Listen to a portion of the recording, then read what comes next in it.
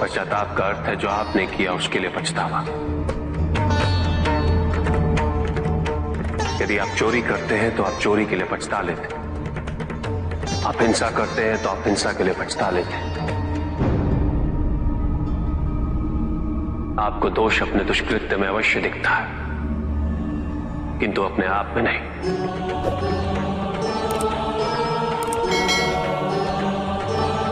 क्योंकि दोष आप अपने से बाहर ढूंढते हैं, उसके कारण अपने से पृथक करके देखना चाहते हैं।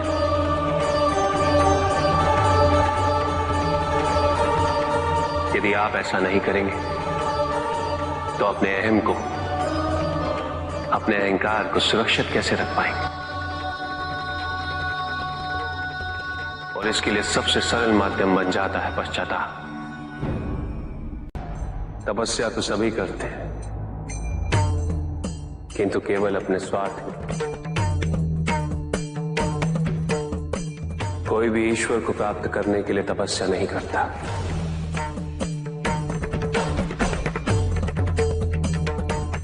कोई भी तपस्या इसलिए नहीं करता कि उसकी भक्ति उसके आराध्य तक पहुंच जाए। मृत्यु चाहते हो,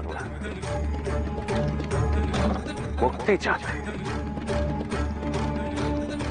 किंतु मृत्यु से मुक्ति प्राप्त नहीं होती। ना ही मृत्यु जीवन का अंत होती। सृष्टि ही जीवन, प्रकाश ही जीवन। और यदि जब हम नेत्र खोले और हमें प्रकाश की अनुभूति ना हो, तो इसका यह अर्थ नहीं कि प्रकाश कहीं नहीं। प्रकाश है। आवश्यकता है तो अपने नेत्र खोलकर अंधकार के परे दे दे।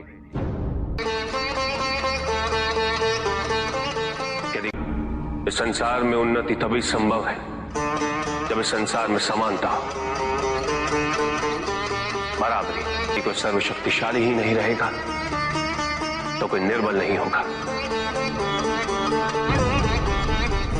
यदि कोई बड़ा नहीं होगा तो कोई छोटा ही नहीं रह पाएगा। शक्ति के इस संतुलन को संतुलित रखना अनिवार्य है, क्योंकि ईर्ष्यापूर्ण प्रवृत्ति व्यक्तिगत होती, वो केवल अपने स्वार्थ, अपने उद्धार तक ही सीमित रहती। ईर्ष्या ही वो विष है जो व्यक्ति के हृदय में ना हारने की महत्वाकांक्षा को जन्म देती।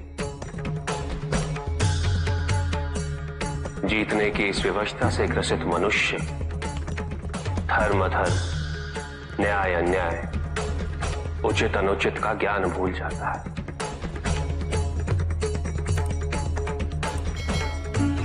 संवेदना, करुणा भूल जाता है। उसे स्मरण रहता है तो केवल जीतना, भले ही वो छल कपट के माध्यम से ही क्यों ना हो। एक असुर था, एग्रिप। एक दिन वो ब्रह्मलोक गया।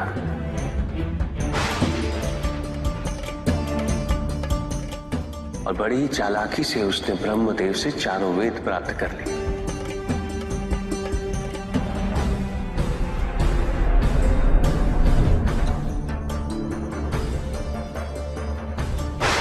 और जाके समुद्र में छुप गया, क्योंकि सारा ज्ञान वेदों में निहित है। इसीलिए संसार से सारा ज्ञान चला गया। जब अज्ञानता का अंधकार फैलता है तो अधर्म बढ़ने लगता है। भगवान विष्णु सब देख रहे थे। उन्हें ज्ञान था कि शीघ्र पृथ्वी लोक पर प्रलय आने वाला है। एग्रिप के साथ चारों वेद भी लुप्त होने का भय था। ब्रह्मदेव सृजन करता है। वेदों के अभाव में पुनर्जन्म की प्रक्रिया को पुनर्स्थापित करना अत्यंत कठिन। इसीलिए हैग्रीव से उन वेदों को पुनः प्राप्त करना अनिवार्य था।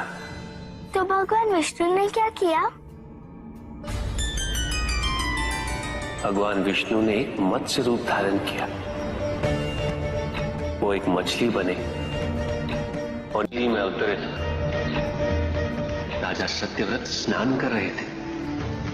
एक छोटी सी मछली उनके हाथ में आ गई। इतनी छोटी मछली? भगवान विष्णु? हाँ, राजा सत्यव्रत उस मछली को जल में छोड़ने जा ही रहे थे कि उस मछली ने बड़ी मछलियों का भय जताते हुए उनसे विनती की। उनसे कहा कि वो उसे अपने साथ ले चले। राजा सत्यव्रत अत्यंत दयालु थे। मछली को अपने कमंडल में शरण दे दी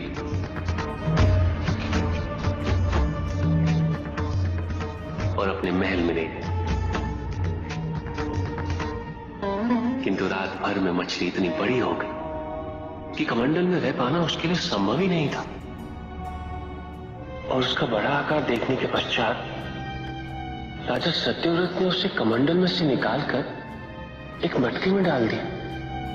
मटके में डालने के पश्चात उसका आकार पुनः बड़ा हो गया। तो राजा सत्यव्रत ने उसे मटके में से निकालकर एक सरोवर में रख दिया।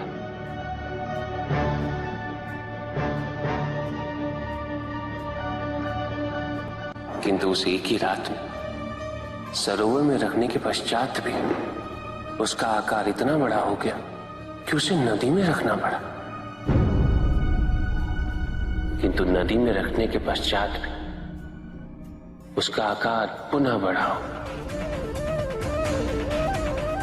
और इतना बड़ा हो गया कि यदि उसे महासागर में नहीं रखा जाता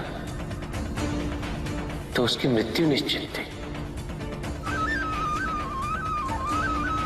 राजा सत्यव्रत उसे महासागर की ओर ले गए।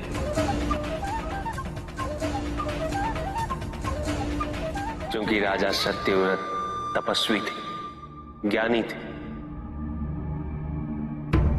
उन्हें आभास हुआ कि ये कोई साधारण मछली नहीं, ये स्वयं साक्षात भगवान विष्णु ही है। भगवान विष्णु राजा सत्यव्रत की उदारता से अत्यंत प्रसन्न थे। इसीलिए उन्होंने राजा सत्यव्रत को मत्स्य रूप धारण करने का कारण बताया। साथ ही उन्होंने सत्यव्रत से कहा कि आज से 7वें दिन प्रलय आएगा, समस्त पृथ्वी जल में समा जाएगी। किंतु आप सप्तऋषियों के साथ साथ अनाज, वनस्पति व अशुद्धों की प्रत्येक प्रजाति के बीज और प्रत्येक पशु का एक एक जोड़ा लेकर एक विशाल नौका में सवार होकर मेरी प्रतीक्षा कीजिएगा। केवल एक ही स्थान ऐसा होगा जिसकी ऊंचाइयों को जल छू नहीं पाएगी। मैं लौटूंगा और आपको वहां लेके चलूंगा। ऐसा कौन सा स्थान था? हिमालय पर, अर्थात तुम्हारी माता के पिता हिमावत। फिर क्या हुआ? ऐसा कह के भगवान विष्णु समुद्र में चले गए और अपने मत्स्य रूप में उन्होंने हैग्रीव को ढूंढ निकाला। उस दुष्ट का वध करके वेदों को पुनः प्राप्त कर लिया। तो क्या प्रलय आया?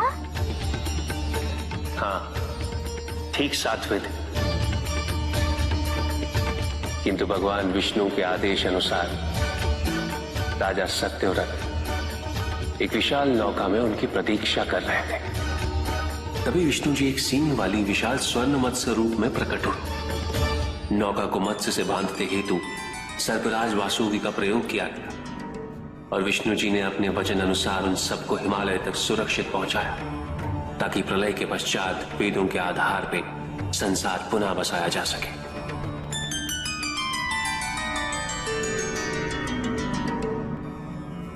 राजा सत्यव्रत मनु कहलाए।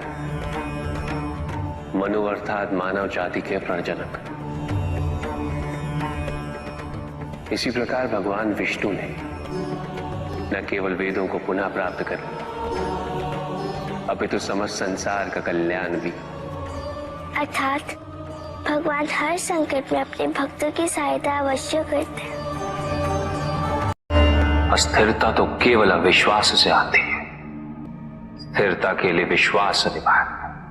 विश्वास और शांति की निरंतरता बनाए रखना कैसे संभव है? इस नकारात्मकता का प्रसार हम कैसे रोकें प्रभु? केवल इस जागरूकता से कि सब कुछ अहम से संबद्ध नहीं। जब भी किसी व्यक्ति के कार्य में अहम भाव प्रबल हो तो अहंकार व्यक्ति जैसा भी हो उसे अस्तित्व केवल वैसा ही प्राप्त होता है। व्यक्ति यदि अपने कर्मों के लिए अपने को उत्तरदायी समझे तो वो स्वतंत्र था। जब तक व्यक्ति किसी और को उत्तरदायी समझेगा तब तक वो निर्भर रहेगा। व्यक्ति यदि ये सोचे कि उसके दुख का कारण कोई और है तो वो सुखी कैसे रह पाएगा? यह असंभव है, क्योंकि दूसरों को परिवर्तित करना उसके वश में नहीं। वो तो केवल अपने आप को परिवर्तित कर सकता है। यही एक स्वतंत्रता है उसके पास। जो पीड़ा है, जो कष्ट है, वो व्यक्ति के अपने फल है, अपने निर्णय के फल। और जिस दिन वो अपने निर्णय परिवर्तित कर ले उसी दिन उसके जीवन में परिवर्तन भी आ जाएगा। जिन्होंने जीवन के प्रति घृणा सिखाई उन सभी व्यक्तियों ने पृथ्वी को नर्क बनाने में अपना योगदान दिया। इसलिए अधिकांश व्यक्ति अपने दोष, अपनी त्रुटियां और अपनी व्यर्थता को जीवन पर आरोपित कर मुक्त हो जाते हैं। उन्हें लगता है कि जीवन ऐसा ही होता है और उसके समक्ष वो विवश है। वो ये नहीं समझते कि वो जिन प्रवृत्तियों को लिए वो प्रवृत्तियां दुख को जन्म देने वाली वृत्तियां हैं। वो अपनी अज्ञानता के गहराई से अनभिज्ञ है और वो अपने अहंकार में ये स्वीकार नहीं कर पाते कि वो तो कुछ जानते ही नहीं। अहंकार सर्वज्ञता का भ्रम उत्पन्न करता है। न जानने की स्वीकृति बहुत बड़ी विनम्रता है और वही पवित्रता भी है। हमें संसार में संतुलन को बनाए रखने के लिए पवित्रता के आधिक्य की आवश्यकता है। किंतु प्रभु, इस पवित्रता में कौन से लक्षण अनिवार्य हैं? अनेकों लक्षण हैं, किंतु इन परिस्थितियों में जो सबसे अधिक महत्वपूर्ण है वो है सतित्व। सकारात्मक ऊर्जा का सबसे पावन स्वरूप सतित्व।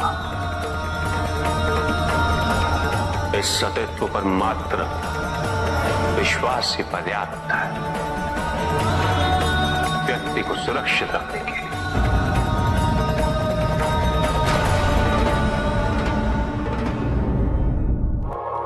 एक बार व्यक्ति इस सतित्व पर विश्वास कर ले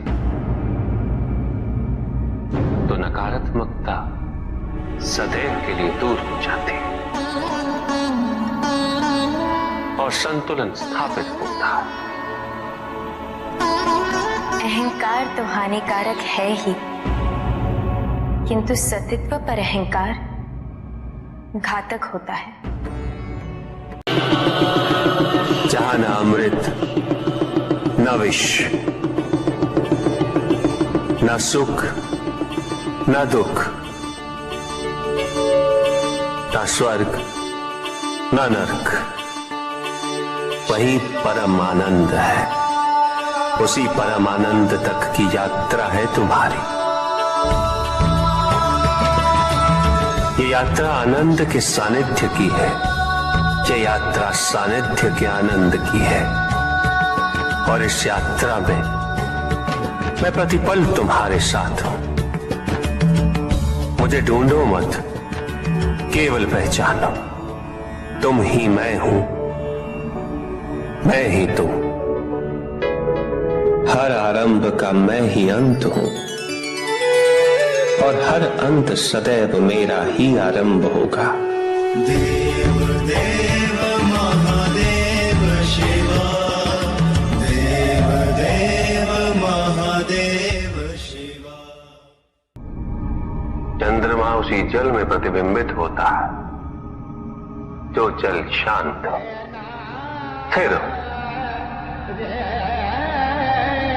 यही तो समस्या होती है मन की। मन कभी भी शांत नहीं हो पाता। जहां शांति नहीं वहां कुछ भी नहीं रुकता।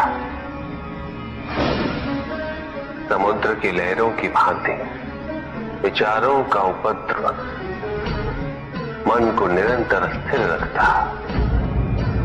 कुछ भी सुनने और समझने के लिए मन का मौन रहना आवश्यक है, किंतु मन मौन रहना नहीं जानता। वो तो निरंतर कुछ ना कुछ कहता रहता, प्रतिपल शब्दों का आक्रमण चलता रहता है मन पर। और यही आक्रमण है जिसके कारण व्यक्ति कभी भी शब्दों के परे नहीं जा पाता। जहां जीवन की सत्यता का बोध उसकी प्रतीक्षा कर रहा होता। साथ छल तुम्हारी अपनी इच्छाओं ने किया है, तुम्हारे हट ने किया है, तुम्हारी अपनी सोच ने किया है। ये रहस्य नहीं कि प्रत्येक आत्मा मुक्ति की इच्छुक होती है। जो मरता है वो है पंचभूतों से निर्मित शरीर।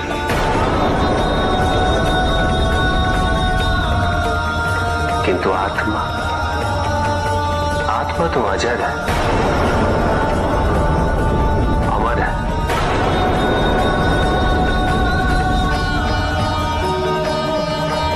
जिसकी यात्रा मोक्ष पर संपूर्ण होती।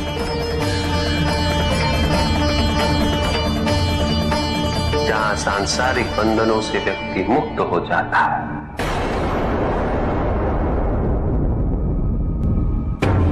सारी इच्छाएं लुप्त हो जाती।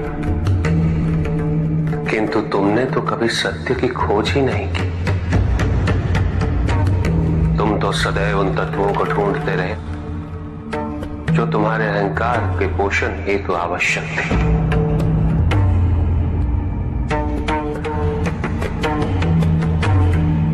किंतु सत्य तो यही है कि ना कोई तुम्हारा है और ना तुम किसी के।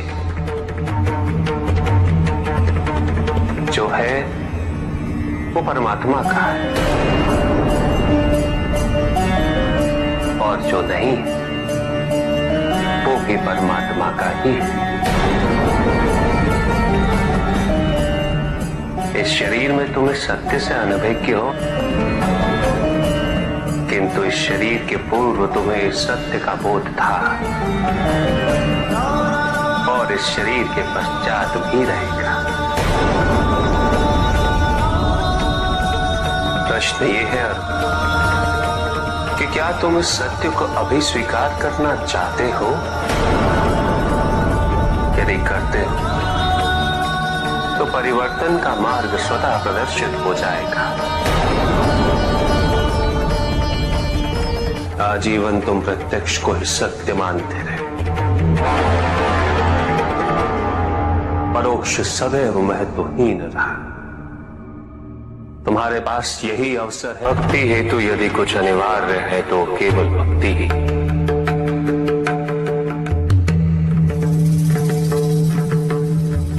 किंतु प्रश्न ये है कि क्या आपकी भक्ति संपूर्ण है? विश्वास और भ्रम के बीच की रेखा अत्यंत महीन होती है।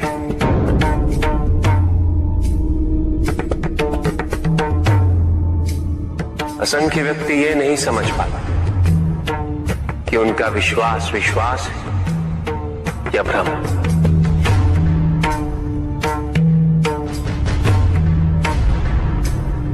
मुझ तक पहुंचने के लिए किसी और की आराधना अनिवार्य नहीं। मेरे सच्चे भक्त तो मुझे किसी भी रूप में पूज सकते, किसी भी रूप में प्राप्त कर सकते। ओम नमः शिवाय। पुरुष और प्रकृति एक है, वो कभी पृथक नहीं हो सकती। शक्ति शिव के बिना अधूरी है,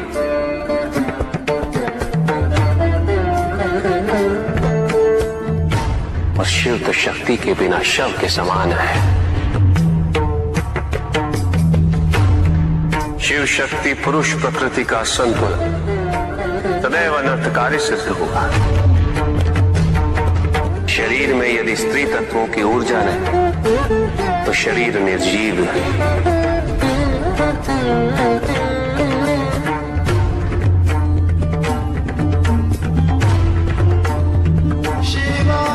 शक्ति और शिव के संपूर्ण रहस्यों को समझ लेना भक्ति, ज्ञान और तपस्या की पराकाष्ठा है।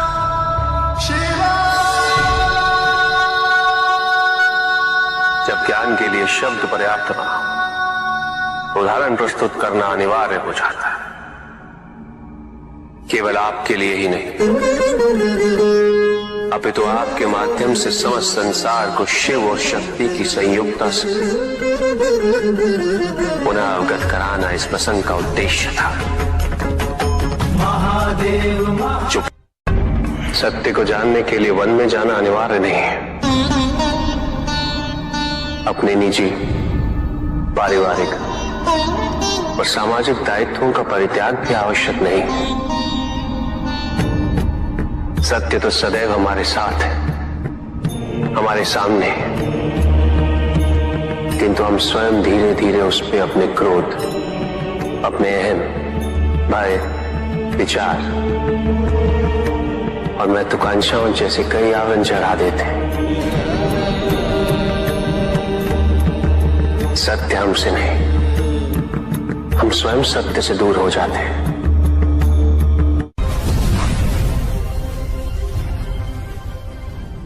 ज्ञान का भ्रम अज्ञानता का प्रथम लक्षण है। इस प्रकार भरे हुए पात्र में कुछ नहीं समा था, उसी प्रकार ज्ञान के अहंकार से भरे मन में अधिक ज्ञान नहीं समा था। जहां प्रश्न नहीं वहां जिज्ञासा नहीं, और जहां जिज्ञासा नहीं होती वहां ज्ञान की वृद्धि नहीं हो सकती। निसंकोच होकर पूछिए। प्रभु, आप तो कालोपरी हैं, सर्वज्ञ हैं, त्रिकालदर्शी हैं। चारों ओर ये जो अज्ञान का अंधकार फैल रहा है, उसमें ज्ञान का मूल अर्थ कहीं ना कहीं खोता जा रहा है। मेरा आपसे विनम्र निवेदन है प्रभु, किसी अन्य विषय पर चर्चा आरंभ करने से पूर्व हमारे और इस समस्त संसार के कल्याण और मार्गदर्शन हेतु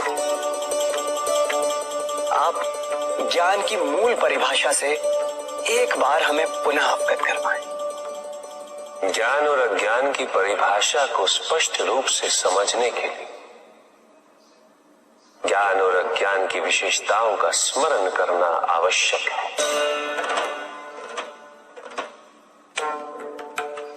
जिसके कारण स्वार्थ, विनाश, क्रूरता, अशांति और भय में वृद्धि हो, वह ज्ञान है।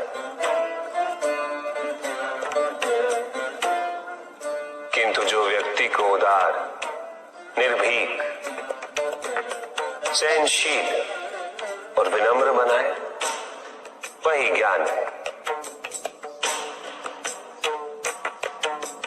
अज्ञान की शक्तियां दुरुपयोग करने हेतु प्रेरित करती हैं, किंतु जो अपनी शक्तियों और अपने सामर्थ्य के प्रति अपने उत्तरदायित्व को समझाए,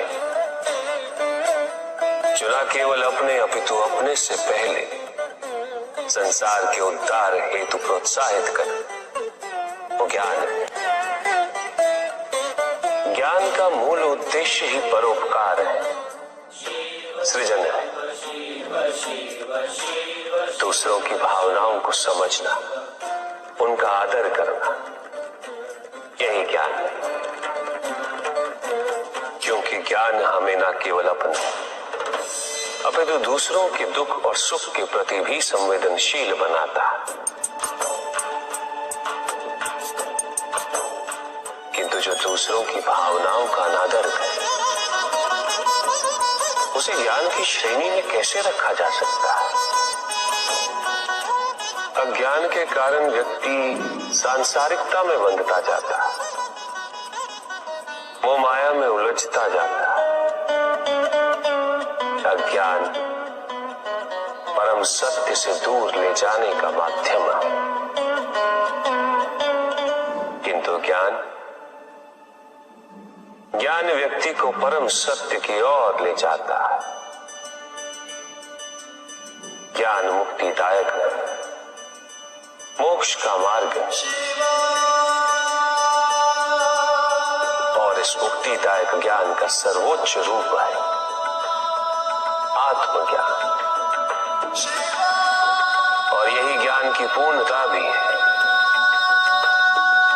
ज्ञान और अज्ञान का भक्ति का उचित मार्ग बताए हमें, ताकि मेरी भांति दूसरा कोई भूल ना करे। भक्ति मुक्ति का आधार है पुष्पदल, और मुक्ति तो केवल समर्पण से ही संभव होगी। और समर्पण के लिए पुष्प नहीं, स्वर्ण नहीं, आभूषण भी नहीं,